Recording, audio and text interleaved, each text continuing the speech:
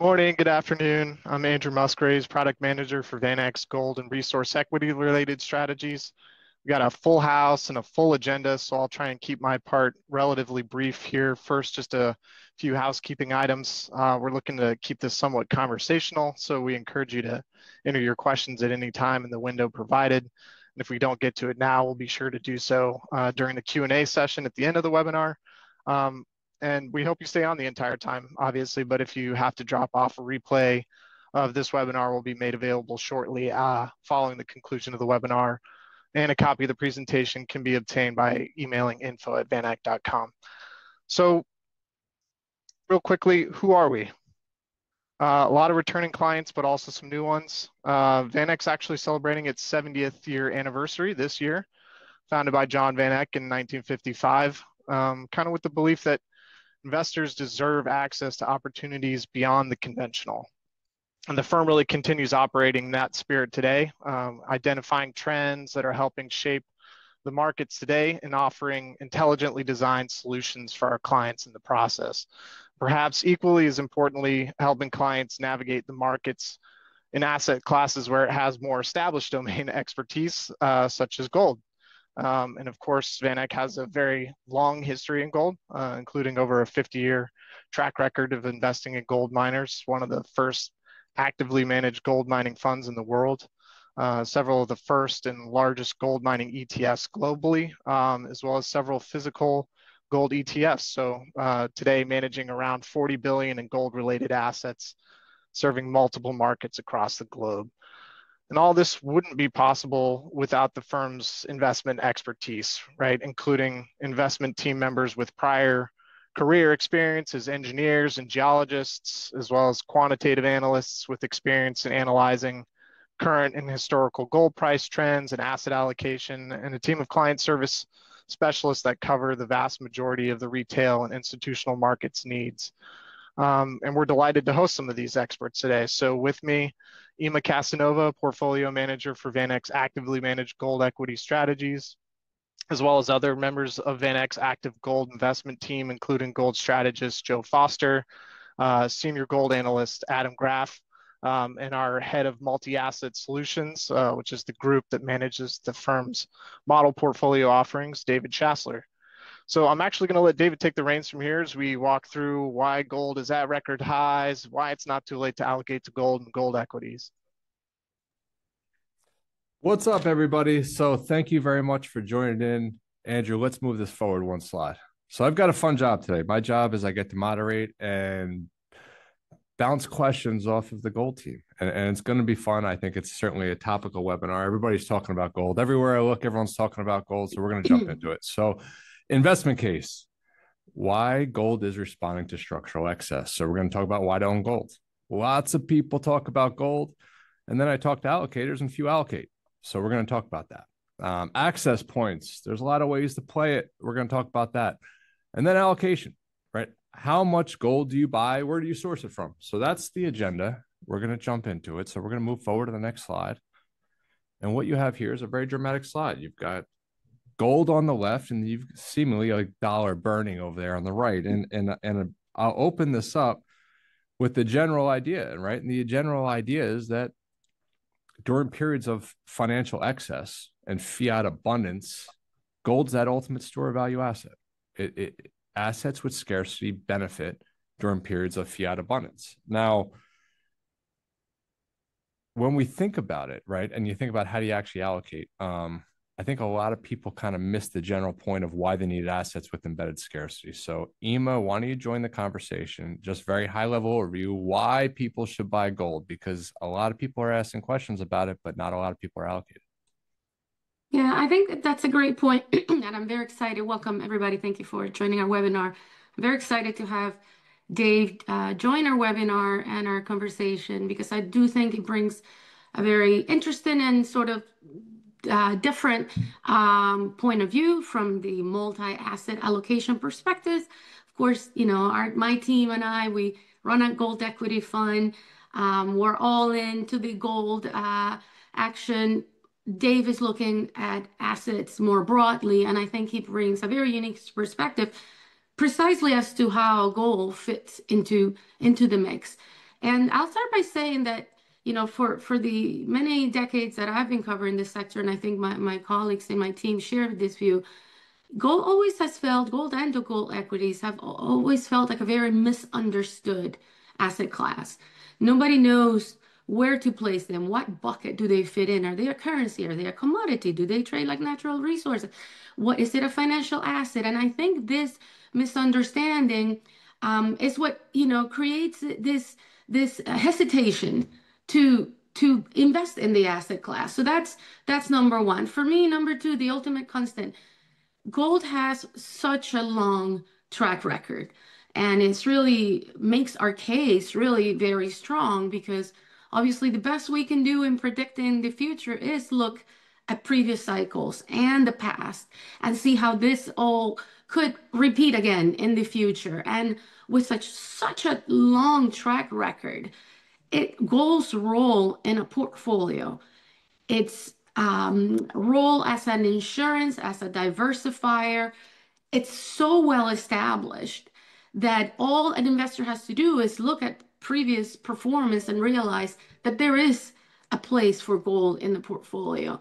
And so for me, it's about, as far as communicating to investors, they need to own gold. The best I can say is look at this, what's done in the past. Look at the different periods, whether it's inflationary or deflationary or market crashes, enhanced geopolitical risk, and you'll find all the reasons why you should have gold in your portfolio today. All right, Andrew, let's move to the next slide. Old rules broken, new rules begin. All right, what are we talking about? Pre-2020, there was a world where you made money in both dollar terms and in units of scarcity. What in the heck are we talking about? So let's look at this chart. And what we're seeing is the S&P 500, home prices, and then you've got the bond index. And what you could see here is that in a post-2020 world, you've made money in dollar terms. But if you actually transfer that and you measure it in units of scarcity, i.e. units of gold, you can see here, well, that you're not that well off, right? Your stocks are up on nominal terms, but they're down in units of gold. Same thing for home prices and the same thing for bonds. So the setup here is really simple, is that when you're thinking about the world in a period of debasement, right? You have to start really questioning the performance of your portfolio. And that's the whole idea here. So Ima, what do you think? And do you think that units of scarcity are an essential component of a portfolio? Well, yeah, I mean, it goes back to gold's value. This says is, while other things might be losing value, gold, I think I had one client put it in a great way. It's like you could buy a great fancy Italian suit, 150 years ago with a gold coin. Guess what? You can still buy that same suit today. It is that store of wealth and that protection of wealth that I think this reflects, that lack of counterparty risk, that decentralized nature of gold that is reflected here. And I think more and more this new era this new rules, this new era, it's leaning towards achieving that decentralization, that decoupling, that alternative. And gold has a primary role in that. All right, let's hit the next chart. Now let's get at the core of what's going on here. The question that keeps coming up, and it's been asked for a long, long time. Did I miss it? I'll start with, I think that's the wrong question. If you understand, well, at least what I believe to be the structural nature, and I'm not going to put words in other people's mouths here, so I'm going to say from my lens in particular, I view this as a structural issue. I view this as a structural debasement issue, and I think gold's going a lot higher. Now, Ima, I know you're not a huge fan of price targets. Why am I wrong? Right? Why is that not going to be the case? Do you agree, disagree? Where are we at? And then we've got Joe and Adam on the call as well. So it's a spirited subject. And one thing I'll point out before I pass it over to you is that the folks that have been asking if did I miss it, that's the same crowd that was saying, did I miss it at $2,000, right? Why is it that every time a tech stock goes up, people want to buy more, And why is it that every time gold's up, people want to sell it? So help me with those questions, please. Yeah, no, you're absolutely right. The same question we're having as we surpass the $4,000 mark. I mean, we're sitting, last time I looked, lots of volatility, obviously, at these levels, and after such a phenomenal performance. But last time I looked, 4,200. So, holding really well about that $4,000 level. But you're right. We got the same question at 2000 just a few months ago, really at the beginning of the year when gold surpassed the 3,000, which is a very, strong psychological marks, 2,000, 3,000, 4,000. We had the exact same questions. Did I miss it? Am I too late? And we were answering that question the same way I think we're answering it today. It is, like you said, you look at a graph like what we have in the screen now, and it is actually, a very natural question. Especially if you're invested, you're looking to, should I invest more? But especially if you're not, what we keep, and we set it at 1800, and you see the gold's been in a gold bull market now for, even though quietly perhaps in the first phase, it has been in an uptrend since the end of 2015. And so perhaps it wasn't so obvious then that, we were expecting this sort of performance, but it has been, and we've been calling the beginning of the gold bull market since. And you see the ranges that it has established. But the point being, we still see room here for further appreciation. It's the things that are been driving gold this year are the same things that we think will continue to drive gold going forward.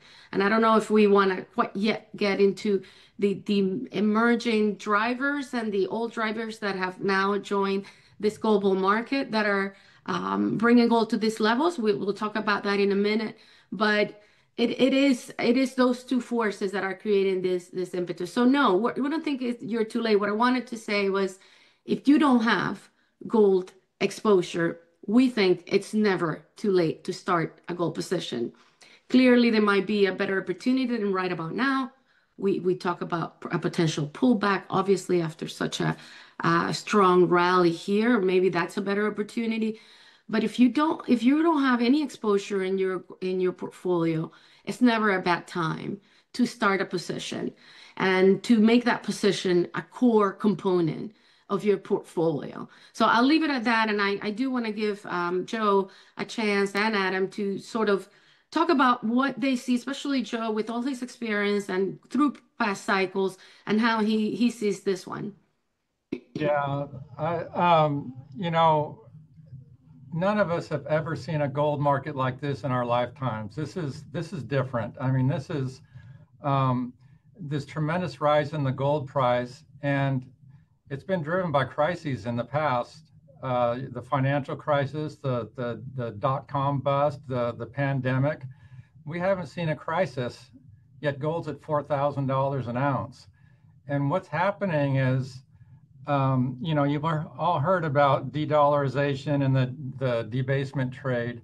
We're seeing a shift in currency regime that we haven't seen in our lifetimes.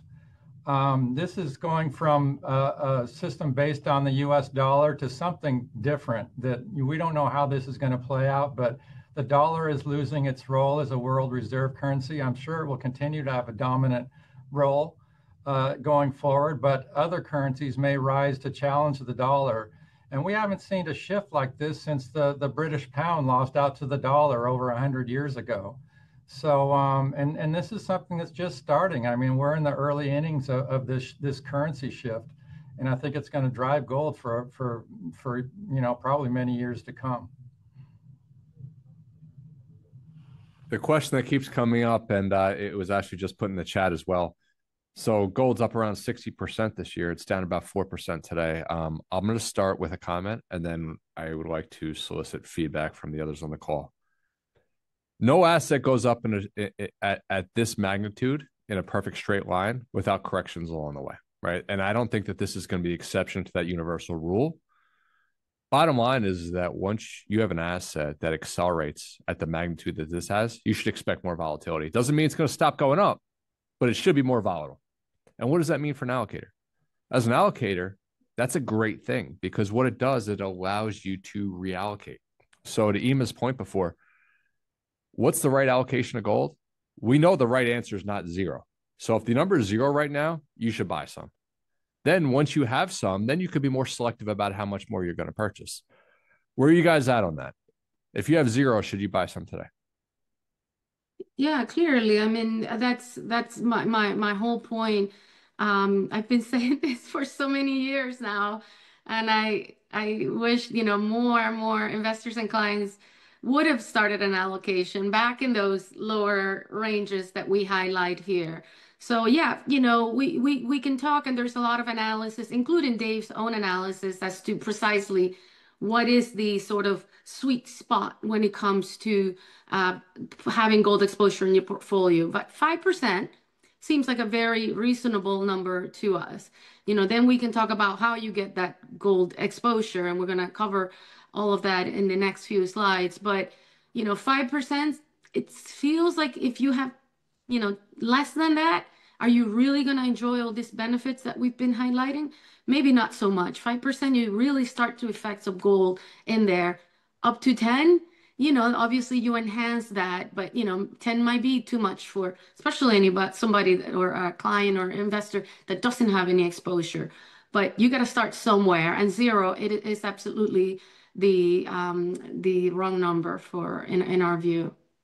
All right, we've got a lot of content to cover, so we're gonna start pumping through some of these slides here. So the next slide, let's move over. All right, boiling the frog, the U.S. government shutdown. Here's the takeaway on this, really simply to kind of extend that conversation a little bit. Boiling the frog's the analogy about every week you come in and there seems to be a new catalyst, a new thing that's pushing it. But to Joe's point, there's not a major catastrophe. It's a system with a lot of structural excess, and that excess is kind of presenting itself through this constant kind of theme of uncertainty. And this is just another thing, right? So the U.S. government shutdown is just another thing. Weaponized policy, it kind of all just kind of continues to move towards another just minor catalyst to push gold forward, with what seems to be, to Joe's point and Ema's as well, is that a structural kind of undertow that continues to kind of push gold prices higher. So do you guys want to talk anything really briefly just about the constant ebb of information flow that just kind of seems to trickle in, that always nudges gold forward and creates these kind of minor catalysts along what we believe to be just a very structurally bullish environment for gold? Yeah, no, it's a great point, because whenever, and especially when we show that price chart where we have this ranges, that it's been sort of a pattern, like you highlight after, and like that comment or that question that was posted, obviously after such a rapid rise, you periods of consolidations, and people always ask, okay, great, Ema, we might be, and we always say, it looks like, I don't know what that next level is where we're gonna put those green lines in that chart. Is it going to be 4,000? Is it going to be 3,600? Perhaps somewhere below, where we're now at 4,200. But the point is, I'm always asked, so what takes gold out of that? And we always talk about the next catalyst, what brings gold out of, whatever that shorter term sort of ranged trade is the next catalyst. What's the next catalyst? Well, guess what? Over this last few months, we were in that, $3,300 range for 4 or 5 months. And then the next catalyst arrived, which are mini catalysts perhaps, but it was definitely next catalyst, which started with the Fed independence being threatened, or the perception that Fed independence could be threatened here in the US. And it continued even more so with this government shutdown. I mean, put the timelines, look at what gold did, and clearly this prolonged government shutdown, it's definitely driving gold. And so to me, it also gives you that reassurance that gold does respond to these events. There's always this hesitation, like, well, does it really work like that? Does it really offer insurance? Is it really a safe haven? It is, and it proves that time and again. What's the next catalyst? I think there is a lot of cracks. I've been hearing the word cockroach, which I can't pronounce, so I'm going to start saying cucaracha, coming out of whatever it is that they're coming. There will be more of that. And I think most of us probably in this call would not, would not disagree with the fact that there is a lot of uncertainty in the financial system that could drive that next catalyst, that next black swan event that will drive gold higher from here. Let's move to central banks. So next slide. Central banks keep accumulating gold. You guys have been talking about this for a long time. Briefly, what do you think? Pace and path of central bank buying. What is it an indication of? Let's go. Yeah, I'll have a very short stab out. I've talked about this slide for so long. The picture is very clear, but I want to give Joe and Adam a chance to comment, especially Joe. Um, Central banks have been buying for a long time. They had not bought at the levels they're buying over the past 3 years. Since 2022, this is double. It's, an average of 500 tons before 2022, 1,000 tons, and in the path for this year to come very close to that over this last few years. What I'll say is, you talked about structural shifts. To me, this shift from central banks becoming a center of demand, like many other centers of demand for gold, a major now driver of gold prices, is a historic shift in the gold market that is clearly, going to continue to drive gold from here. And it's one of the reasons we're so constructive on the gold price from here. Joe, do you want to make some comments about the central bank buying and the changing dynamics there? Yeah, I mean, you can see from the chart, the buying started after the financial crisis in 2010, and it accelerated after Russia invaded Ukraine. And so, it goes back to the de-dollarization trend. Central banks are the ones that are driving that. And, you're looking at, on average, the central banks hold about 20% of their foreign reserves in gold on average. Most Asian banks are far below that, and China is the big one. At current rates, it'll take China another 3 years to get their gold reserves up to 20%. So I think we can see this buying continue for the foreseeable future. All right, let's move to the next chart. Dollar's dominance is waning. Joe, you were hitting on this a little bit before. What do you guys want to talk about in regards to the dollar? Yeah, I mean, here what we're highlighting is the same theme, right? There is, I guess I'll take this opportunity to say, why are we so constructive on the gold price? We see in 2025, the way I explain what's happening, why is this, rise in the gold price so strong, very obviously strong rally, even in historical terms. It's the convergence of two main forces. The gold price driver, the main gold price driver, has historically, for as long as we've all been covering this sector, been driven by investment demand, particularly Western investment demand. Since 2022, like you saw in those charts there, a new player has joined this gold market as now an emerging but very significant driver. And in 22, 23, 24, the Western investor was absent, but the central banks came and filled that void and supported gold. And we've seen the performances. In 2025, the Western investor comes back, and we have the confluence of these two main forces providing this price action that we're seeing this year. And so the question, obviously, when you talk, okay, Ima, so you have the old player, you got the new player that came out of bench and joined the team, and now you're having this phenomenal game. What happens if one of these players gets injured? I spend a lot of time in a field, as you can imagine, have young kids.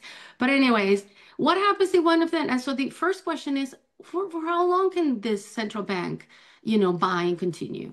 It's new, it's emerging, we understand it less, and it's a valid point. We don't know how price sensitive banks are. They don't all have, targets. But here we look at the trend. And it's a very clear trend, and it is a trend of not just de-dollarization of reserves, but basically euro and other currencies in a downtrend relative to gold as a percentage of reserves. And that's clearly because banks globally have been buying gold, and it's also clearly supported by the fact that the gold price has increased so significantly, so that portion's gone up. We don't see this trend changing for the reasons Dave has highlighted, Joe has highlighted. We continue to see banks committed to buying more gold and to further reduce the other currencies, particularly the US dollar dependence of their reserves. And like I said, gold is the asset of choice. I'm always asked, well, to what?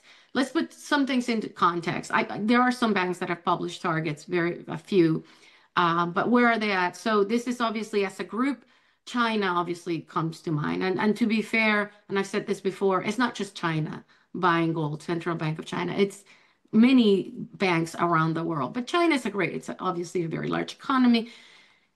Before all this buying began, this most recent buying spree, that gold buying spree that the Central Bank of China went on, they were around 2% of their reserves were gold. We're now at around 7.5, 7.7, I think was the last official number, percent of reserves. Clearly still a pretty low number. Russia started the war at 20%. They're around 30 right now. Poland is one of the few banks that comes out with targets publicly. They wanted to get to 20. I think they're getting close to 20 now. They started around 13. And now they said, you know what, let's make that 30%. Other banks have come with, how many more tons they want to add. It is clear that this is not over yet. And China, obviously, in particular, you can see such a small fraction of their reserves are gold. There is still a lot of potential room there for them to catch up to this sort of average, or to Russia's or other banks that have put out targets there. So that alone, to me, cements the case for longer term buying, strong central bank buying going forward. But yeah, it is early innings in a historical sense. And so it's something that we're watching closely. All right. Well, let's move to the next chart. So gold ETF demand reawakens. So we're having a lot of questions, and the questions are really kind of grounded in the same idea. And it's just the idea that gold's behaving differently than people expect. Now, I'm going to frame it up, and then let's continue the conversation. So when you think about gold, most people think about gold in the idea of a stable monetary regime in a period of time where money is that constant in a dollar world, where the value of the money is a constant. And now you start to think about gold in a different regime, and things change. So let's start with some simple supply demand dynamics. If you were to model the price of gold, you would see that the supply doesn't change, and incremental investment demand has a huge impact on the price. So now you've got constant central bank buying, and then you've got these investors, specifically Western investors.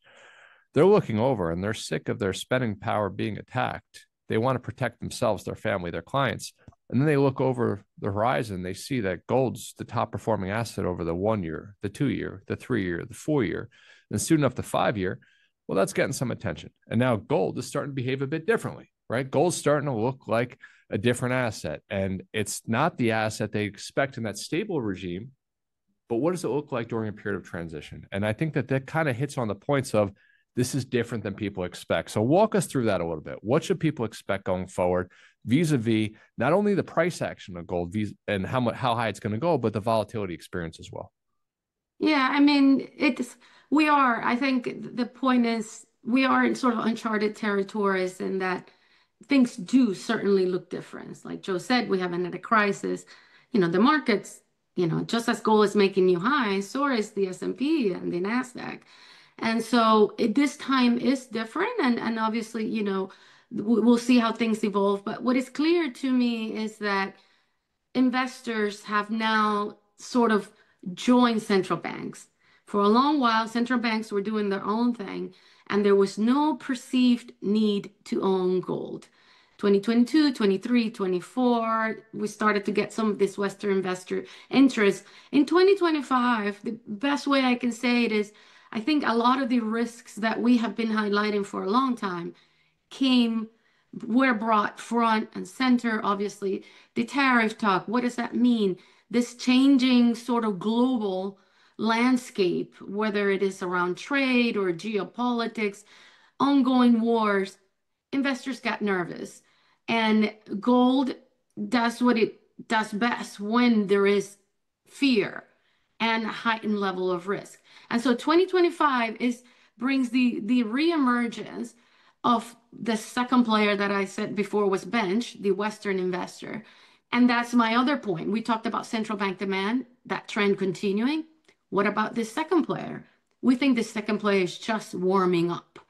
And as the investors become more convinced that this higher gold prices are here to stay, and also that there is, it's like we're trying to get across more room here, I think more and more investors are going to join. This is early innings. Everybody talks about a crowded trade.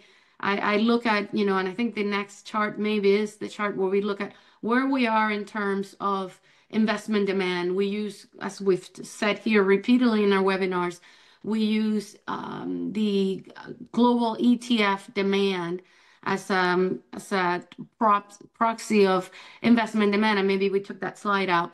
But we're nowhere near peak levels here. You know, 2020, you know, there's a lot more demand still there.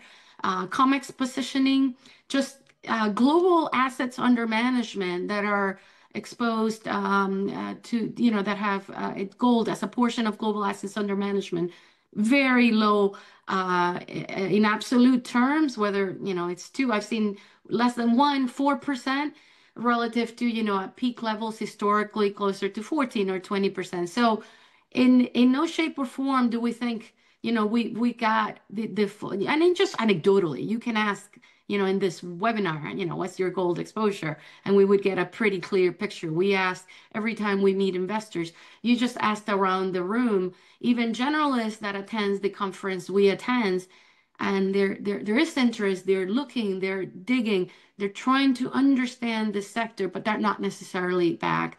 And when they do come back in full force, in a major force, we think that's what lends that next leg up for gold. Yeah, let's move to the next chart. All right, so this broadens out the conversation a little bit. We've got gold up now close to 60%. Today's a bit of a correction. Then you've got gold stocks, basically, you know, more than 2x in gold bullion. And then you've got the other asset classes being left well behind year to date. So let's pivot the conversation a little bit. Let's talk a little bit about gold miners. Why allocate to gold stocks? What are they doing? Why do they have so much more? Yeah, and the conversation, and I will make sure Adam jumps in here because Adam is the analyst covering, you know, our producers very, very closely, so has a lot of insights. But I'll start with saying that when you look at, especially when you look at this chart, you know, people are asking, is it too late to invest in gold?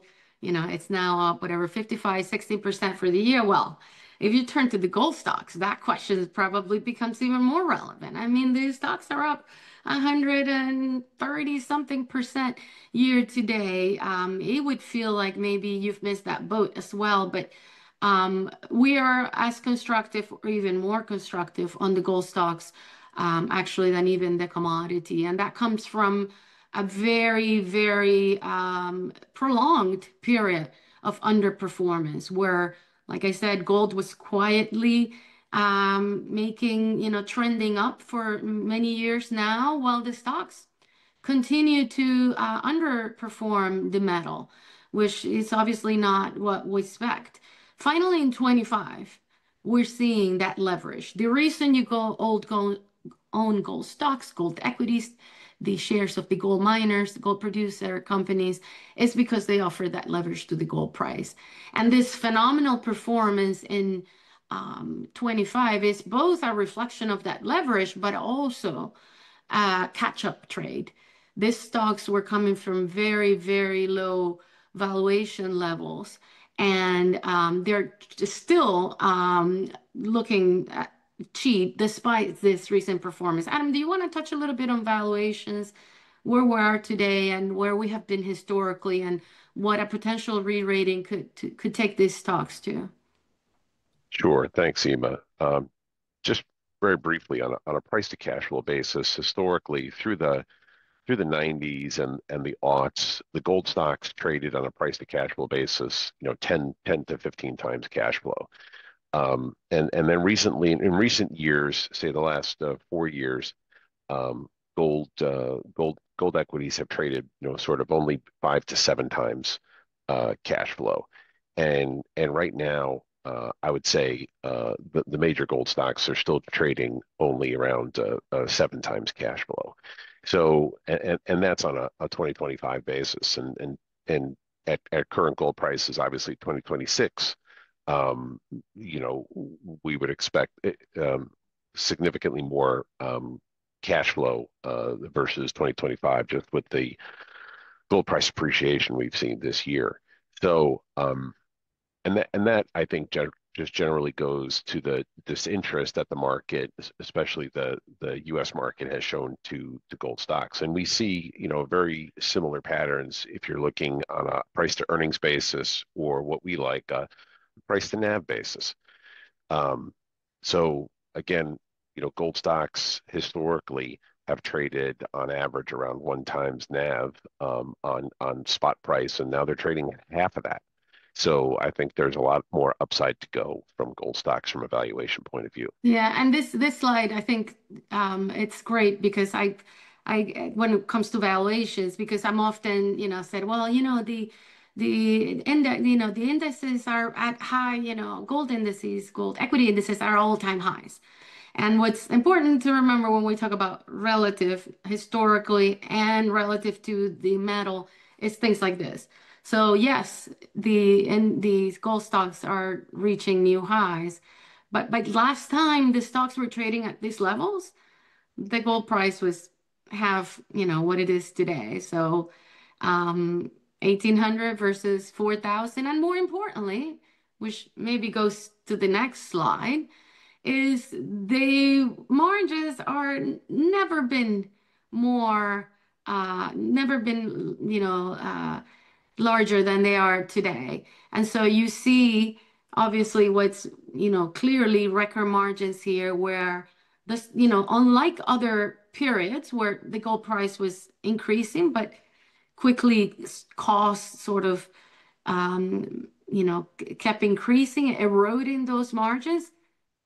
We've seen obviously cost increases as well in this cycle, but the margins have continued to expand to where we are enjoying record margins and record cash flow generation, which is what supports our constructive case for the gold miners. I want to make that clear. It's not just that the gold price is going to go higher, which is obviously, one of the main driver for gold stocks historically, but it's also the fact that fundamentally they're very, very strong business. And I'll take the opportunity, Dave, to switch to the next slide because that sort of cements the case that I'm trying to make before we drive this conversation to the next point. The next slide, just if we can flip to there, sort of really crystallizes this point. Gold stocks, that's the point I want to make, don't need $4,000 gold. Let me explain this curve very quickly. This is the cost curve for the industry, all-in sustaining cost. So the bulk of the cost that it takes to sustain current production. It doesn't include capital for new mines, etc. This is what it takes basically to get an ounce of gold out of the ground. And you can see that we often refer to sort of that $1,600 level for on average, if you look at the 50% point there. But what's more sort of really paints a picture is that even the lowest quality, the highest cost producers, basically, everybody in this industry is pretty much making money at spot gold prices. And so you could do the math, of course, you can bring that line way down, and these companies are still going to be making a lot of cash, as long as obviously they can control costs, which we're seeing every indication so far that they're able to do. But even if we see some cost escalation, you obviously see there is a lot of room there. And so that really makes the case, we've made a very strong case for gold, but we make an even stronger case for gold equities. And I've said also this, I've been saying this, and I don't know how close we are to that point, but I think we might be getting closer to an inflection point where we don't necessarily need, gold to go another $1,000 per ounce higher from here for the equities to really kick into gears when markets start to realize the opportunity. And I feel like soon we're going to have a rotation of capital. There will be a need to put money to work from other sectors into other alternative sectors, and the gold producers are positioned to benefit from that sort of trade. Dave, I don't know. I know we want to talk. I guess I'll just, before handing it over to you to continue the conversation, I want to say that after talking about gold and gold equities, and like I said, and like our outlook for potential outperformance of the gold equities in this environment, despite the very strong performance this year, when we talk about zero makes no sense. When we talk about if you don't have a gold position, start one. We do mean gold and gold equities. Consider both. And obviously, the mix depends very much on the specific profile, risk tolerance, investment horizon, the usual. But a mix of products makes sense in our view. And in this environment, like we said, we do see the opportunity for the equities to outperform. So I'll stop there, Dave, and see if I'm we have gonna any other make questions. Yeah, listen, we have a lot of questions. I'm going to make one simple asset allocation point, and I'm going to do it with 2 slides, and I'm going to do it quickly because I think it's actually super simple. We spoke about a lot of things that are kind of complicated, and I'm going to make a really simple point, and I just want this to set in. There's 4 major economic regimes. You've got high growth, you've got low growth, you've got high inflation, you've got low inflation. The point of asset allocation is to build a durable asset allocation that's going to perform independent of the economic cycle, not the economic cycle, not the point in the economic cycle that you prefer or the point that you think is going to happen. What does that mean? That simply means that you need something for each regime, full stop. So that's when you get to the point of binary bets don't make sense. When I say a binary bet, means that you believe that your crystal ball works so well that you know what's going to happen tomorrow, so you can make a binary bet that you can omit an asset class entirely. And that's often what happens with gold, where people say, well, I believe that this is temporary, or I believe that the price has moved up so much, so I'm going to omit the asset class. And my counter argument, purely from an asset allocation perspective, is that nobody knows exactly what's going to happen tomorrow. And you need something that's going to protect and preserve your portfolio independent of the economic regime. So for us, the answer is always simple: maximum diversification. That includes stocks, that includes bonds, that includes real assets, even digital assets, but certainly within real assets, that includes gold. And if we just move to the next chart, I just want to show you generally when we think about asset allocation, what does that mean? This is, for us, seems like a diversified asset allocation. This is the way that we think about the world, which is we have exposure to all asset classes, and we certainly have an exposure to gold. So for us, the minimum number you want to have in your portfolio is 5%. I prefer to fund the gold bullion exposure from the fixed income. Now let's talk about bullion versus equities. These aren't mutually exclusive. For us, it's not either or, it's both. We own more bullion than we do equities, but we own both. So the hope is that people are going to have at least 5%, right? At least 5%. So if your number is 0, I get it if you don't want to go to 5% tomorrow given the move. That makes total sense.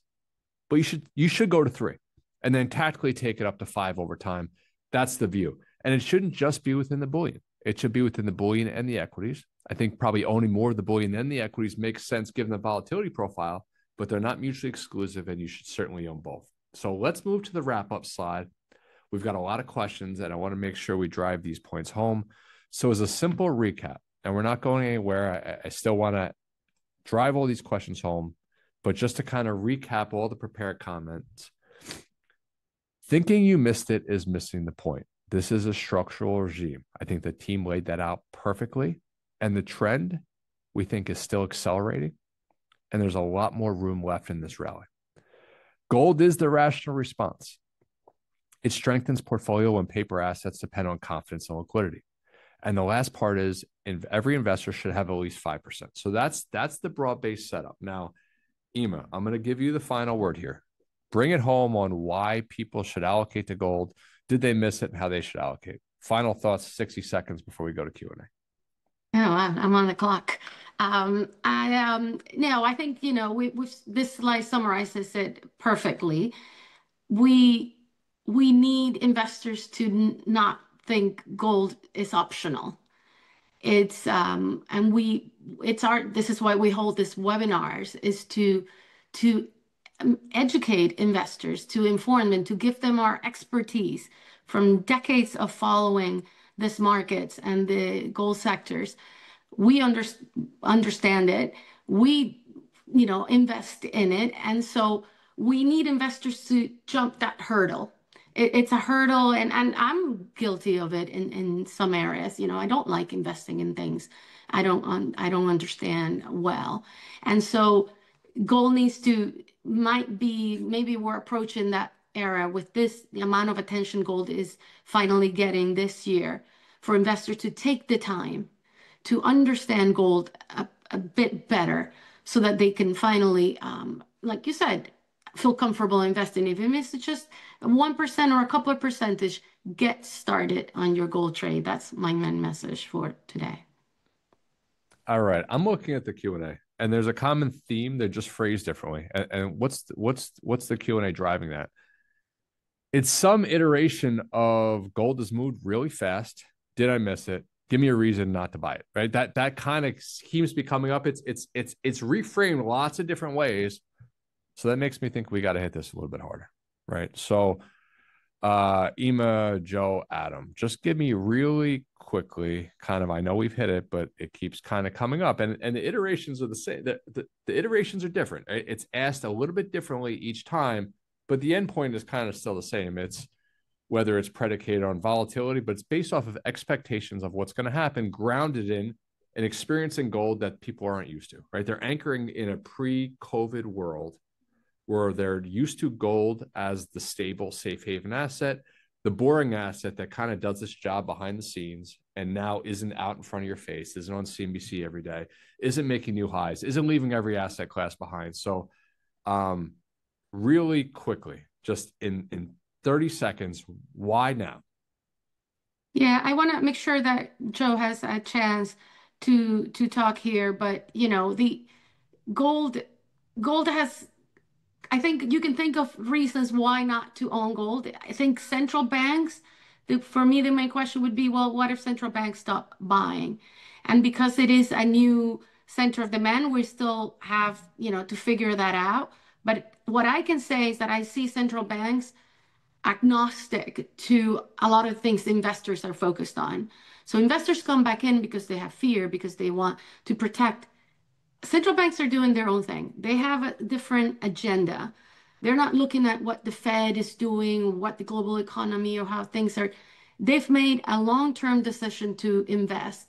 But in a scenario where this strength in the gold market and continued rally could be threatened, would be obviously with a significant pause in gold buying. Joe, your thoughts? Well, we live in a catalyst-rich world for gold. I mean, really, everywhere you look down, it's underpinned by the debasement trade that we talked about earlier. But everywhere else you look at the geopolitical situation, the wars. We didn't even talk about debt. I mean, people are starting to realize that debt is a major problem in the Western world, and we're already seeing France start to fall apart politically because of their debt situation. We've got the same problem here in the U.S. times 10. We're just in a very catalyst-rich world, and gold is a unique asset class that really is made for the types of risks that we're looking at going forward. I believe. I think gold is overbought right now. It's due for a correction, and it looks like we're starting to get that correction that we've been expecting for quite some time. And I think it provides a great entry point. Gold is overbought and underowned, and I think the people that don't own gold are going to start looking at it and fill their allocation in this correction. They should. Just expanding the conversation a little bit, you guys seem to have your own dictionary as it relates to terms, right? So terminology that just doesn't fit with the standardized world of investing. You talk about royalty companies and juniors and seniors and all these weird terminology. It just doesn't fit anywhere else. What are you talking about? What is it? Why should we care? Well, when it comes to the gold mining industry, all definitions, I agree. It is our own little language. I did define what all-in sustaining cost was, so then I did well there. A standard metric for cost. it is, I think one point I didn't make when we talked about investing in gold equities is, how to invest in gold equities. And that's an important question. I think I'll repeat myself probably, but we strongly recommend that you don't try to do it by owning single companies. It's a very special sector, many risks, lots of volatility as a result. The higher returns to compensate for that clearly as leverage play on gold. But understanding the sector, the expertise that my team has in selecting these companies, it's key to investing in the sector.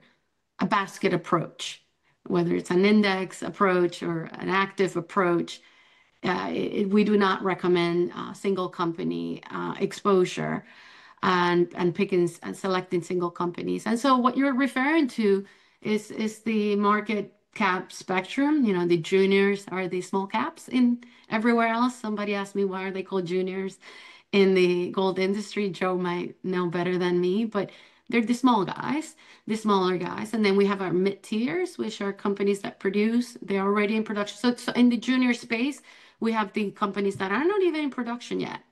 And those are the companies that have gold in the ground ready to provide the supply, but that need capital to develop their projects. And so lots of obviously opportunities there because they're early stage companies with a lot of that value still to be unlocked. And then you move to the mid tiers, which are in production, that 300,000 ounces of gold per year to about, a little less than around 1 million. And then you get your majors that are producing 1.5 million ounces or more, which is a pretty small space.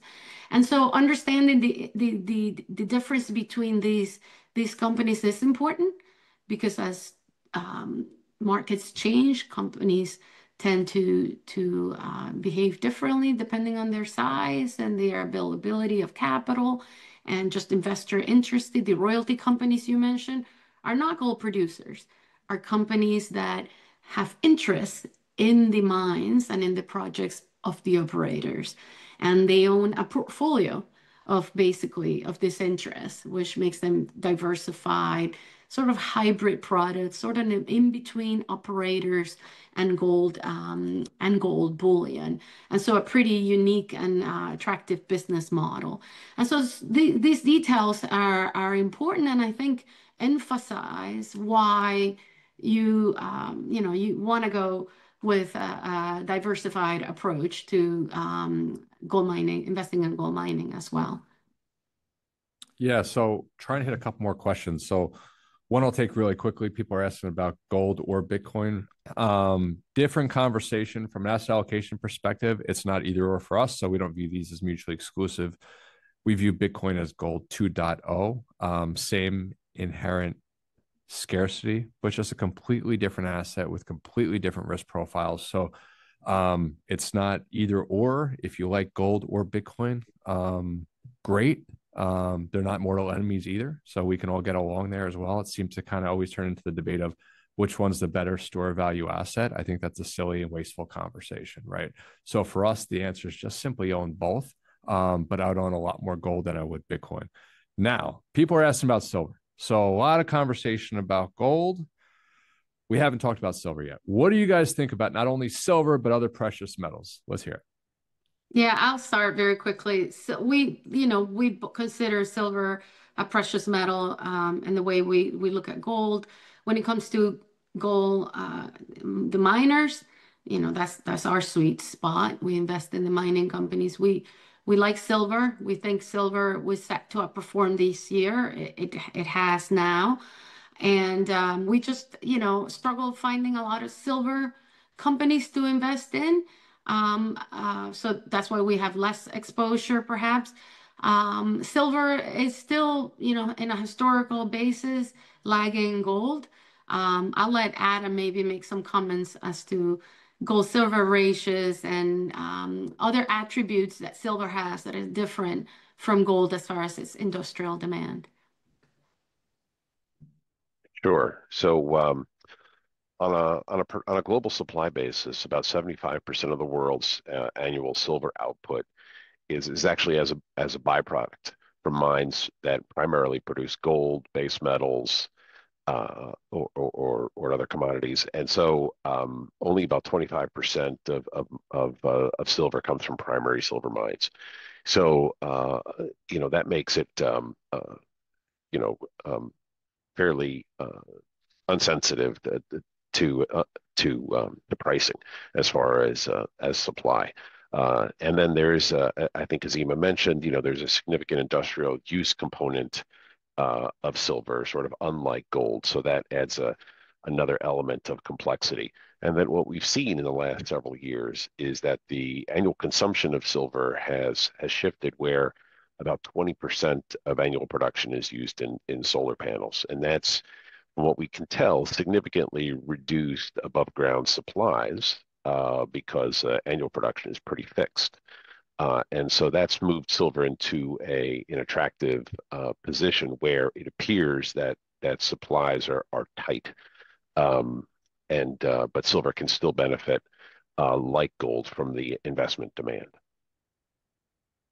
One question that came up now that seems to be coming up more often is that the U.S. government, the idea that they may revalue gold to boost holdings so they could basically tackle the debt crisis. Speak to that, please.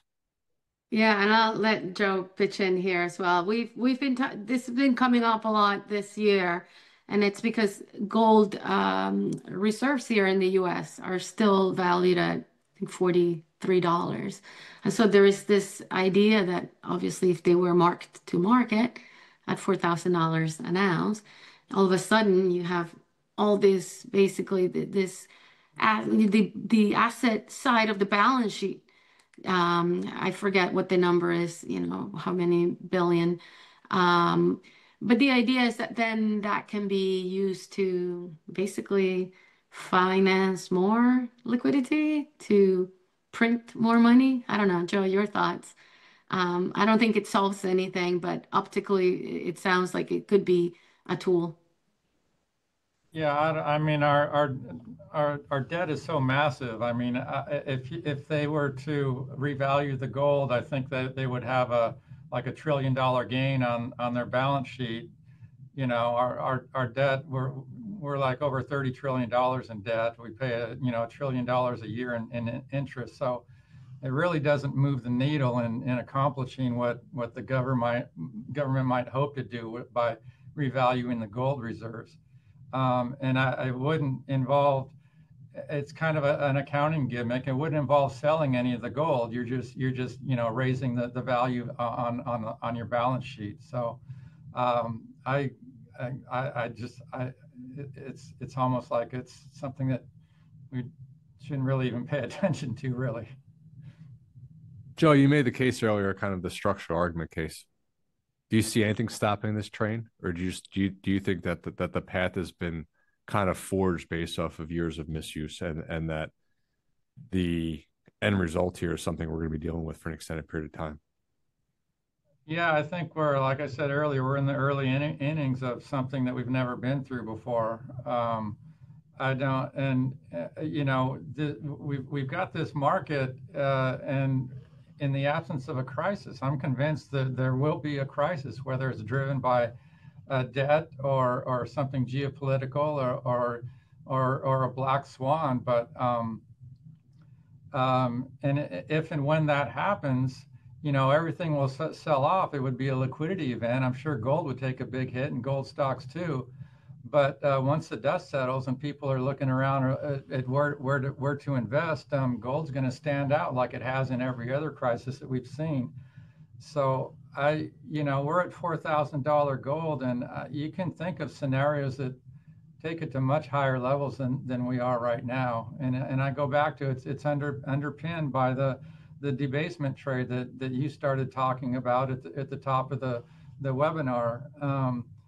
It's something we've never been through before. So you would encourage everybody to take a serious look at putting some form of gold in their portfolio.